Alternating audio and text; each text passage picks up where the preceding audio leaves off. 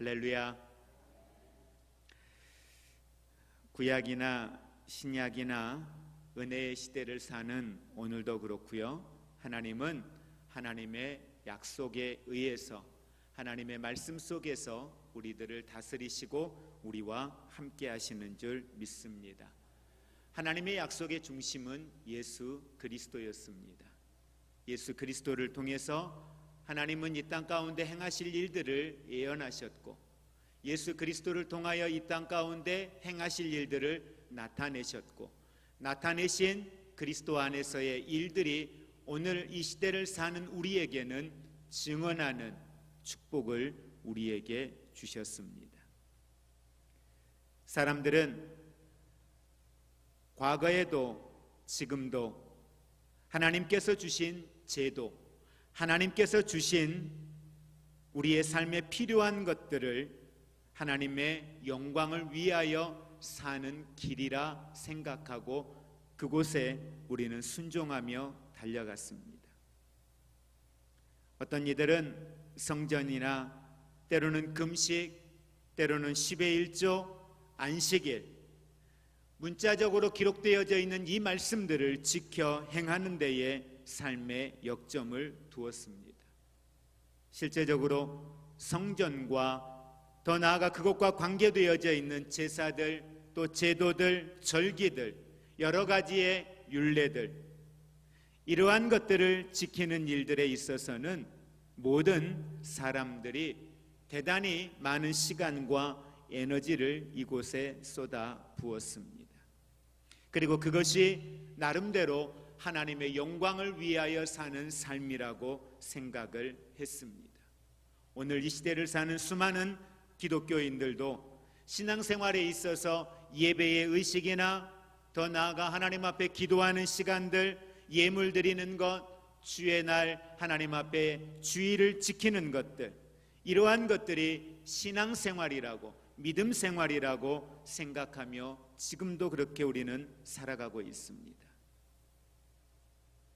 실제적으로는 하나님께서 하나님의 말씀을 통해 보여주는 생명의 주님, 예수 그리스도에 대한 관심, 이것들이 우리의 삶의 현장에서 하나님 앞에 온전하지 못한 우리들의 모습, 멀리 떨어져 있는 우리들의 모습을 안타깝지만 발견할 때가 있습니다. 다시 말하면 외형적인 신앙의 모습에는 열심을 다하고 최선을 다했는지 모르지만 정작 예수 그리스도 안에서 믿음의 삶을 살아가는 그리스도인의 삶에 있어서는 주님과 더 깊은 교제와 주님과 소통하는 삶을 온전히 살지 못한 연약함의 모습들을 발견할 때가 많다는 사실입니다. 다시 말하면 핵심을 놓치는, 중요한 본질을 놓치는 그러한 신앙생활을 할 때가 있다는 것입니다. 오늘 본문 속에 등장하고 있는 오늘 유월절이라 기록하면서 그 유월절날 하나님의 성전에서 일어난 중요한 사건이 본문 속에 기록이 되어져 있습니다. 예수님께서는 공생의 사역을 시작하시면서 오늘 우리가 잘 아는 것처럼 가나 혼인잔치에서 첫 번째 사역을 이루셨습니다. 그리고 오늘 본문 속에서는 그 가나 혼인잔치가 일어나고 난 이후에 바로 그 직후에 유월절 날이 있어서 그 유월절 절기를 지키기 위하여서 제자들과 함께 성전에 올라가셨고, 그 성전에서 일어난 여러 가지의 사건들을 보면서 예수님께서 행하셨던 행동과 몇 가지의 말씀들이 기록이 되어져 있습니다. 먼저 우리는 본문 말씀 13절 말씀 같이 합독하도록 하겠습니다. 유대인의 유월절이 가까운지라 예수께서 예루살렘으로 올라가셨더니, 말씀에 보면 여기에 유대인의 유월절이라 라고 하는 말씀이 기록이 되어져 있습니다. 유월절, 유대인의 유월절이 가까운지라, 그냥 유월절이라고 이야기해도 됐을 겁니다. 유월절이 가까운지라 이렇게 이야기해도 됐을 겁니다. 그런데 굳이 앞에 유대인의 유월절이라고 하는 말씀을 기록을 하고 있습니다. 우리가 잘 아는 것처럼 AD의 70년경에 예루살렘 성전이 무너졌습니다. 예루살렘 성전이 무너져 있다 보니까 이 말씀이 기록되어진 것은 우리가 늘 반복해서 말씀드렸지만 흩어졌던 유대 그리스도인들을 위하여 기록되어졌고 또 이방인들을 위하여 기록되어졌고 헬라인들을 위하여서 이 말씀이 기록되어졌다고 했습니다. 유대인들의 유월절이라고 하는 말씀, 유대인들이 지켜왔던 유월절의 실질적인 모습이 어떻게 유대인들이 유월절을 지켰는가, 특히 성전을 중심으로 살아왔던 유대인들에게 있어서의 유월절을 어떻게 지켰는가는 이방인들은 잘 모릅니다. 왜냐하면 70년에 예루살렘 성전이 무너졌고 이 말씀은 약 80년대 전후에 이 말씀이 사도 요한에 의해서 기록이 되어졌거든요. 그러니까 실제 이방인들에게 있어서는 유대인들이 지켰던 유월절이 어떤 절기이고 실제 성전을 중심으로 하여 지켜졌던 이 유대인들의 유월절의 모습이 어떤 모습인가에 대해서는 전혀 알지 못하는 이들이 많다는 거예요. 그럼에도 불구하고 이 말씀을 기록해서 전달하고자 하는 메시지가 있는 거죠. 그러다 보니까 유대인들의 유월절이 어떤 것이었는가를 설명을 하고 있습니다. 그 설명의 내용에 보니까 오늘 14절에서부터 두 부류의 사람들이 등장을 하고 있어요. 자, 첫 번째 14절에 보니까 성전 안에서 소와 양과 비둘기 파는 사람들이 있었다라고 이야기합니다. 다시 말하면 하나님 앞에 예배를 드리기 위하여서 많은 사람들이 모여들잖아요. 전국에서 모여듭니다. 멀리 길을 떠났던 사람들도 모여듭니다. 모여들다 보니까 사람들이 하나님 앞에 제사를 드리기 위해서는 뭐가 필요합니까? 재물이 필요하잖아요. 재물이 필요한데 며칠씩 걸려서 오고 몇 시간씩 걸려서 오는 과정 가운데에 이 재물, 소나 양이나 비둘기를 들고 오는 게 쉽지가 않는 거예요. 왜냐하면 성전 안에는 그들이 가지고 오는 재물을 가지고 이것이 하나님 앞에 드려져도 될 만한 흠없는 재물인가에 대하여서 심사를 받아야 돼요. 그 심사를 하는 사람들이 누구예요? 제사장들이란 말이에요. 그러다 보니까 그들이 멀리에서 좋은 짐승들을 가지고 와서 제물을 하나님 앞에 드리기 위하여 제사장 앞에 심사를 받기 위하여서 내놓는데 흠이 있는 것들은 받지를 않았던 거예요. 근데 어떤 일들이 자꾸 생겼냐면 제사장들이 자꾸 컴플레인을 거는 거예요. 이건 흠이 있어서 안 됩니다. 얘는 온전하지 않아서 안 됩니다 하고 자꾸 컴플레인을 거는 거예요. 그러고 보니까 성전 안에 어떤 일이 있냐면 제사장들이 파는 소와 양과 비둘기가 있는 거예요. 그러고 보니까 그들이 파는 것들에 대하여서는 제사장들이 흠이 있어 보여도 그냥 통과를 시켜주는 거예요.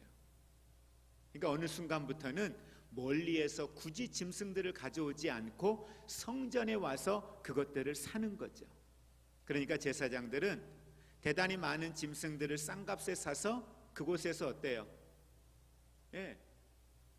부당한 이익을 취하면서 그들이 이곳에서 장사하는 일들을 하고 있었다. 지금 그 이야기를 하고 있는 거예요. 자, 그 다음에 등장하는 사람들이 어떤 사람입니까? 14절에 돈 바꾸는 사람들. 이 돈 바꾸는 사람들은 뭔가요?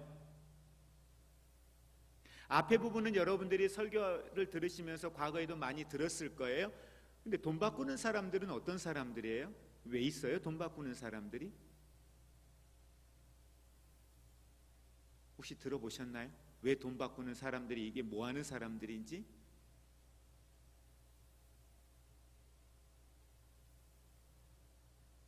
마스크는 여러분들에게 바이러스 감염을 막으라고 마스크를 쓰셨지 말씀을 하지 말라고 마스크를 씌운 건 아닙니다. 뭐예요 이게 지금 돈 바꾸는 사람들? 왜 있는 거예요?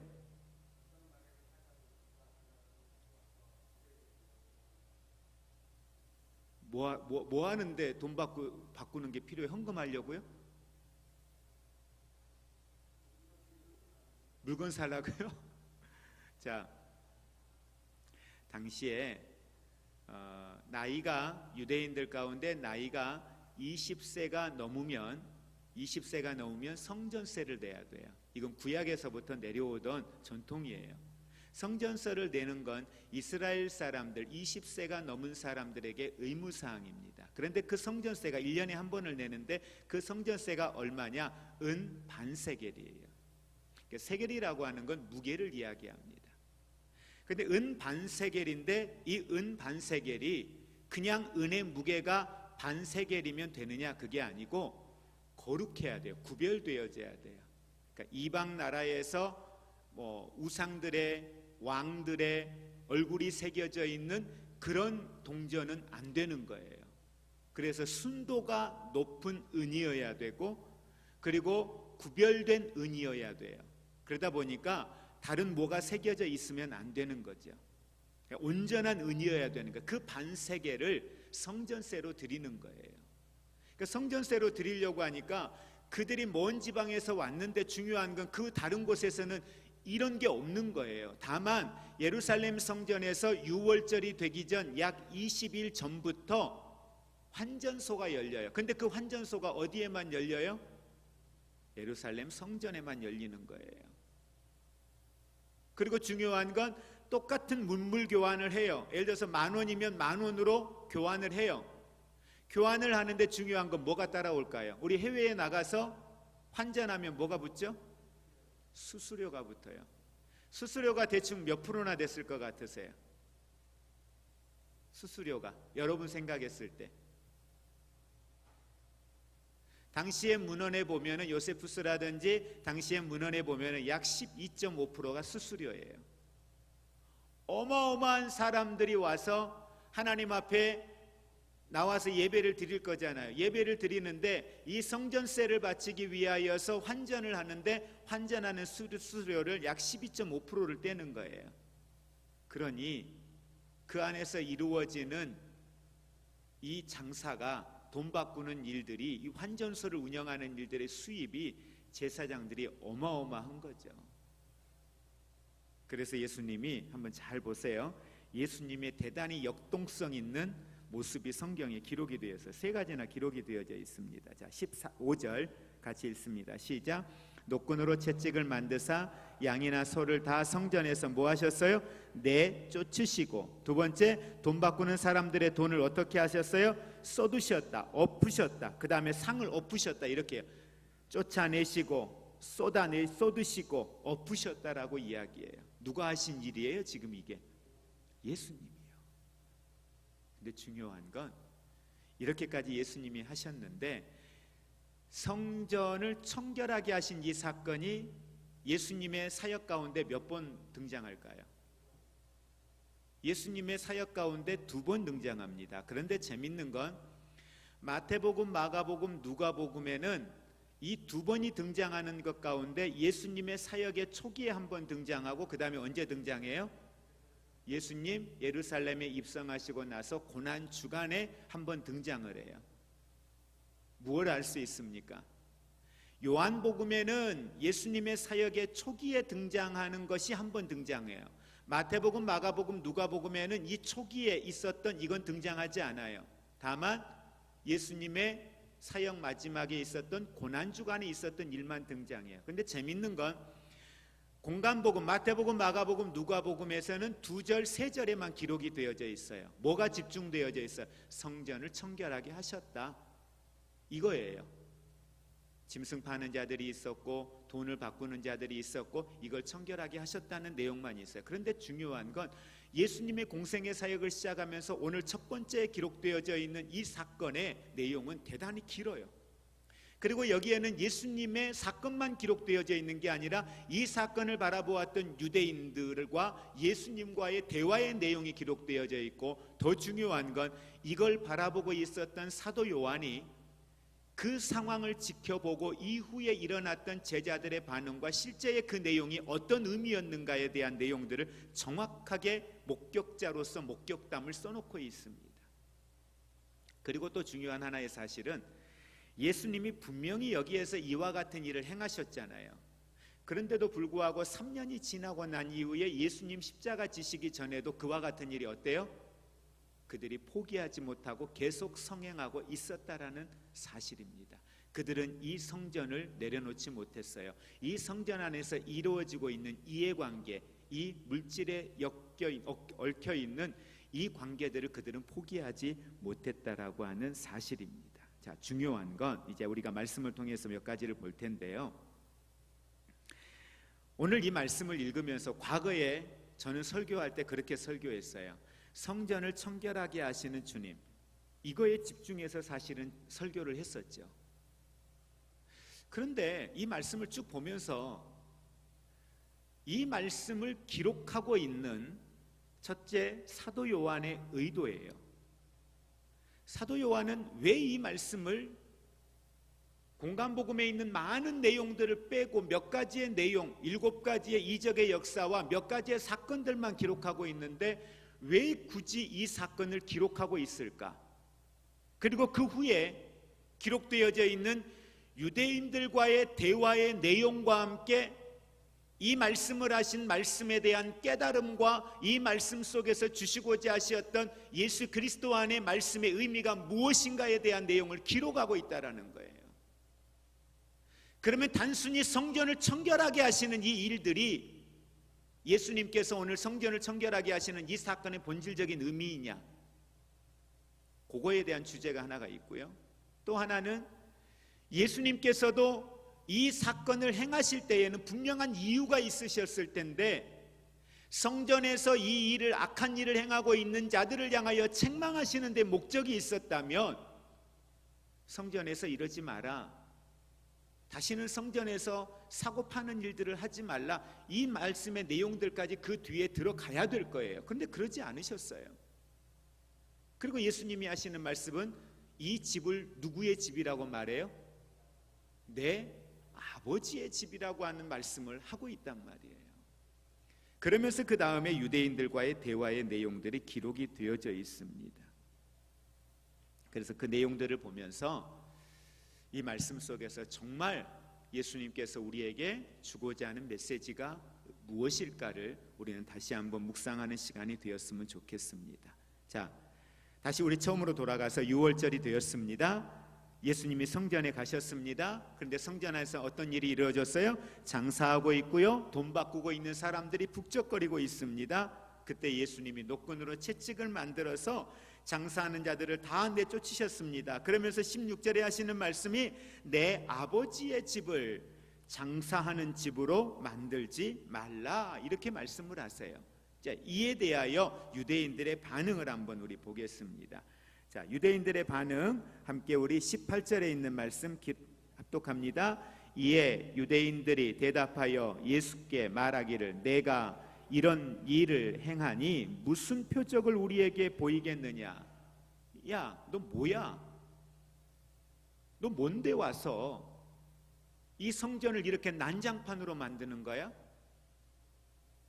하나님 앞에 예배하는 거룩한 이 자리를 너 이렇게 난장판으로 만들 수 있어?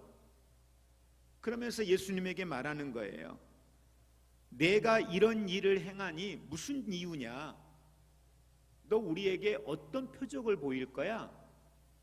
이 질문을 하는 거예요. 그때 예수님이 뭐라고 합니까? 19절에 예수께서 대답하여 이르시되 너희가 이 성전을 헐라 내가 사흘 동안에 일으키리라.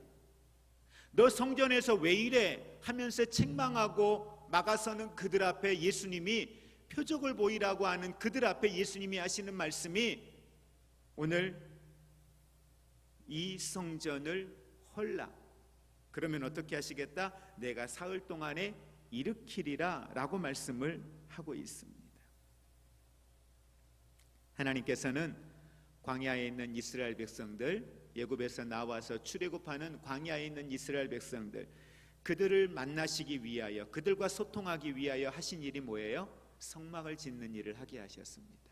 하나님의 살아계심과 하나님의 임재하심의 상징적 의미, 하나님과 소통하는 상징적 의미, 하나님의 말씀이 임하고 하나님의 말씀을 붙들고 순종하며 나아갈 수 있는 그러한 기회의 자리, 그런 축복의 자리, 그런 소통의 자리로 광야에서 성막을 만들게 하셨습니다. 그 성막을 통하여 하나님은 이스라엘과 소통을 하셨습니다. 중요한 건 하나님과 유일하게 만날 수 있는 소통의 장소, 그게 바로 성막이었거든요.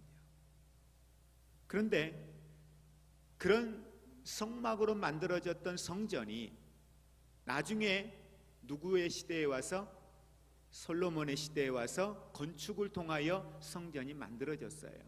어찌됐든 그렇게 성전의 중요성은 이스라엘 백성들에게 있어서는 하나님과 소통하는 공간, 하나님의 임재하심이 있는 공간, 죄사함이 있고 구원의 은혜가 있는 공간, 이곳이 바로 성전이었어요. 그런데 그 성전에서 오늘 어떤 일이 벌어지고 있습니까? 하나님을 만나야 할 곳, 하나님과 소통해야 할 곳, 그곳에서 이 제사장들이 지금 누구를 만나고 있어요? 사람들을. 돈 앞에, 물질 앞에, 죄 앞에 그들이 오늘 변질되어져 있는 모습을 보게 됩니다. 그런 가운데 드려지는 예배가, 그런 가운데 드려지는 제사가 하나님이 과연 받으실 만한 제사였겠는가? 이미 그들은 성전의 기능을 상실해 버렸습니다. 그래서 이제는 성전이 아니라 이 성전이 뭐가 되어져 있어요? 시장이 되어져 있는 거예요.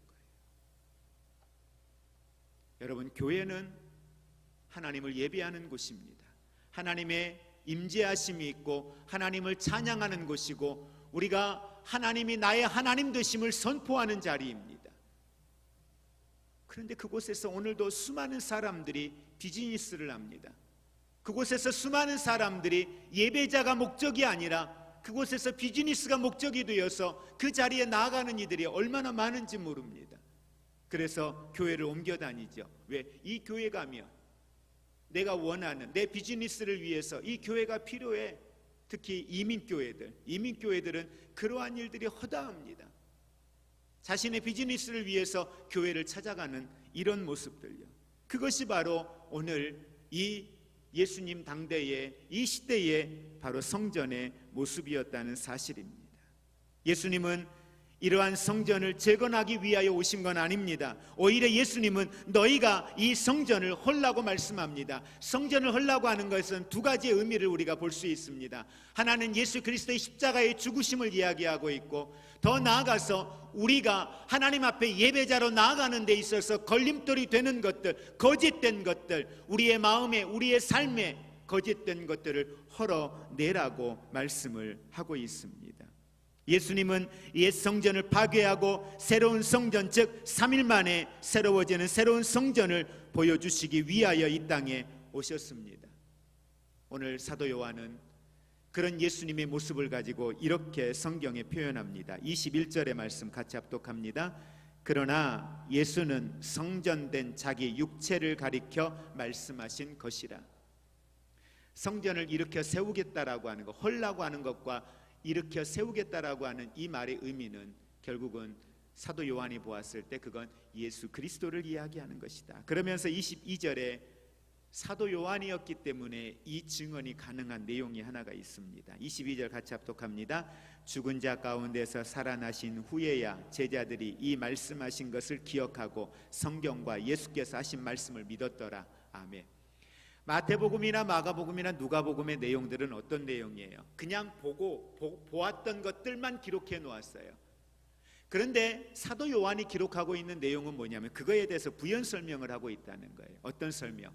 그 당시에 일어났던 사건들을 중심으로 해서 사도 요한도 그랬고 제자들도 그랬고 그들이 예수님이 이 하신 말씀이 무슨 말인지 몰랐어요. 성전을 헐라. 그러면 내가 다시 재건하겠다. 사흘 만에 재건하겠다. 이건 사도 요한도 몰랐고 제자들도 몰랐던 거라는 거예요. 아무도 몰랐는데 사도 요한이 쭉 오다 보니까 우리가 이걸 언제 안 줄 아니? 예수님이 3일 만에 부활하셨을 때, 그때 예수님이 그 당시에 성전을 청결하게 하시고 난 이후에 유대인들에게 했던 3일 만에 재건하겠다라고 하는 말의 의미가 무엇인지 우리 그때 알았어. 그 이야기를 지금 증인이 되어서 이야기를 하고 있다라는 거예요. 그러니까 이 요한복음의 내용을 읽다 보면 참 재밌어요. 왜? 요한의 이러한 간증들, 요한이 보고 들었던 것들, 현실적인 지금의 내용을 기록도 하고 있지만 그 이후에 80년대가 되어서 사도 요한이 회고하고 돌아보면서 그때의 과거의 일들의 의미들까지 설명하고 있는 내용들이 주석처럼 설명하고 있는 내용들이 기록되어져 있다는 거예요.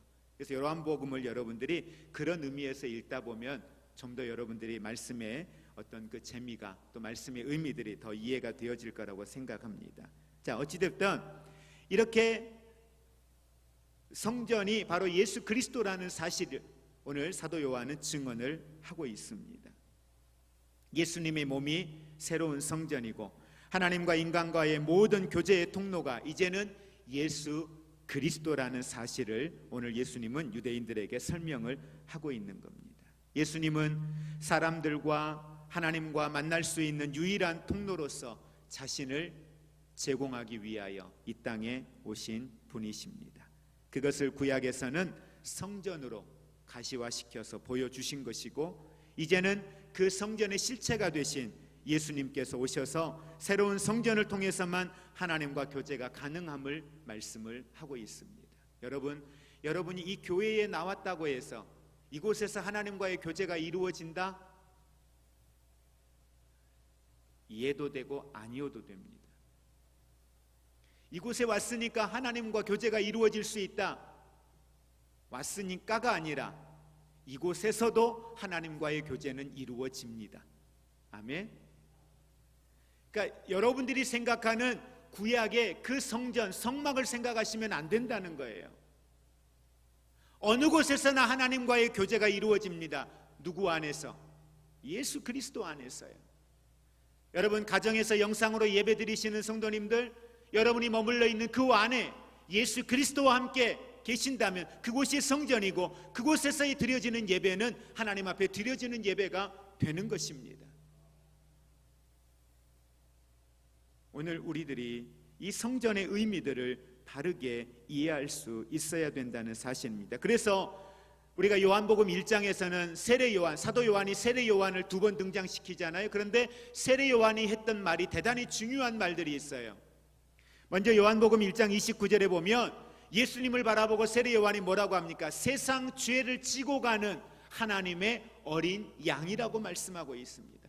세상 사람들의 죄를 지고 가는 제물 대신 어린 양, 성전 대신 어린 양 예수 그리스도를 이야기하고 있습니다. 그러면서 세례 요한은 말씀하고 있습니다. 그렇게 예수 그리스도를 이야기하면서 1장 33절에서는 성령으로 세례를 주시는 분, 성령으로 세례를 주시는 분, 다시 말하면 하나님의 어린 양의 희생적 죽음을 통해서 성령님에 의하여서 믿어지게 되는 십자가의 사건을 우리에게 세례 요한은 이야기하고 있습니다. 오직 성전의 실체가 되시는 그리스도만으로 십자가 안에서 하나님과의 교제가 가능함을 믿으시기를 바랍니다. 오늘도 저와 여러분들의 삶의 현장에 이 예수 그리스도를 통하여 하나님과의 온전한 소통이 있는 거룩한 삶이 우리 안에 있기를 주의 이름으로 축복을 드립니다.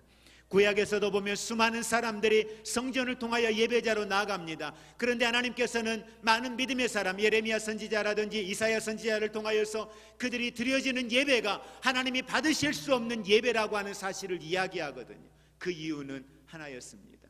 그들의 예배가 외식하는 예배, 형식적인 예배, 다시 말하면 외형적으로는 재물을 가지고 나와서 예배합니다. 오늘로 말하면 하나님 앞에 헌금을 가지고 나와서 예배합니다. 그러나 그들의 삶이 예배자의 삶이 되지를 못하는 거예요. 다시 말하면 예수 그리스도 안에 주님과 소통하는 예배, 주님과 함께하는 삶, 주의 말씀 앞에 그 말씀이 그들의 삶의 실제가 되는 삶을 살지를 못하는 거죠. 그러니 하나님은 그 예배를 받으실 수가 없는 거예요. 예수가 없는 예배, 예수 그리스도의 구원이 없는 예배, 예수 그리스도의 십자가의 은혜가 없는 예배, 그 예배를 하나님은 받지 못하신다는 사실입니다. 오늘 예수님이 성전을 헐라 하실 때에 유대인들은 뭐라고 말합니까? 그들의 민낯을 우리는 보게 됩니다. 우리 20절의 말씀 같이 합독하겠습니다. 유대인들이 이르되 이 성전은 46년 동안 지었거늘 내가 3일 동안에 일으키겠느냐 하더라. 완전히 동문서답하죠. 알고 나니까 지금 그 당시에 있었던 유대인들은 그럴듯한 반문을 제기한 거예요. 예수님이 헐라 내가 3일 만에 다시 세울게. 그러니까 아니 이 성전을 도대체 몇 년에 걸쳐서 지은 줄 알아요? 46년에 걸쳐서 지은 성전이야. 그런데 네가 3일 만에 이걸 다시 짓는다고? 하는 건 그렇다고 해. 근데 46년 동안 지은 성전을 3일 동안에 짓겠다고? 말도 안 되는 소리라고 이야기하는 거죠. 오늘 우리들의 신앙이 하나님의 말씀 앞에 머물면서 예수 그리스도 안에 믿음으로 나아가지 못하면 이와 같은 말들을 우리도 하고 있다는 거예요. 이건 믿음이 아니야. 이건 광신도적인 발상이야. 이건 말이 안 돼. 이건 신앙이 아니야. 그러면서 우리들이 3일 만에 이 성전을 재건하시겠다고 하는 말씀의 의미, 그 영적인 의미를 알지 못하고 자꾸만 이걸 뭘로 해석을 하고 있어요? 육신의 생각으로, 눈에 보이는 우리의 지식으로, 우리의 경험으로 이것들을 자꾸 해석하려고 있다는 거죠. 오늘 저와 여러분의 삶의 현장에서 이 46년 동안 지어졌다라고 하는 이 성전 앞에 매몰되어져서 예수님이 말씀하신 진정한 성전의 의미가 무엇인지, 예수님이 십자가의 죽으심과 부활의 의미를 깨닫지 못하는, 그렇게도 그들이 기다렸고 그렇게도 그들이 사모했던 그 메시아가 그들 앞에 있음에도 불구하고 보지 못하고 깨닫지 못하고 알지 못하는, 영적으로 완전히 무기력한 가운데 있는 유대인들의 모습을, 그들의 민낯을 오늘 이들의 말을 통하여 보게 됩니다. 오늘 우리들의 실상은 어떤지 우리는 한번 볼 수 있기를 원합니다. 우리들도 내 눈앞에 있는 46년 동안 지어졌다라고 하는 이 성전, 사람들의 지식과 사람들의 경험의 말들로 우리들도 주님의 말씀을 외면하고 주님의 말씀을 잘못 해석하고 있지는 않는지 우리는 한번 돌아볼 수 있기를 원합니다. 오늘 우리 교회가 그리스도 십자가 외에 다른 것들에 관심을 쏟고 있지는 않는지, 본질을 놓쳐버리고 비본질적인 것에 우리의 마음을 쏟고 있지는 않는지 우리는 돌아볼 수 있기를 원합니다. 우리 마음에 46년 동안 지어졌다라고 말하고 있는 이 성전을 우리 마음에서 허물어낼 수 있기를 원합니다. 이 말씀을 바울의 말로 빌려서 이야기하면, 내가 그리스도를 더 알기를 원합니다. 그리스도를 아는 데 있어서 내게 걸림돌이 있는 거예요. 내게 장애물이 있는 거예요. 그것이 과거에 나를 유익하게 해주었던 것들, 그의 가문들, 그의 학식들, 그의 사회적 위치들, 그의 지식들, 그의 경험들, 그것들을 바울은 모든 것들을 다 배설물로 버렸습니다. 오늘 우리 안에 거짓된 잘못된 이 모든 것들이 배설물로 버려지고 허물어질 수 있기를 주의 이름으로 축복을 드립니다. 다시 재건하시는, 다시 부활하신 예수 그리스도 앞에 저와 여러분들이 세워져서 오늘 우리의 참된 성전, 그분이 바로 예수 그리스도이심을 믿고 예수 그리스도 안에서 오늘도 믿음으로 나아가는 저와 여러분이 되기를 주의 이름으로 축복을 드립니다. 이 사건이 보여주고자 했던 구속사적인 의미는 정확합니다. 바로 그것은 하나님께 대한 예배의 중심이 예루살렘 성전에서 이제는 누구로? 예수 그리스도로 옮겨졌다는 사실입니다.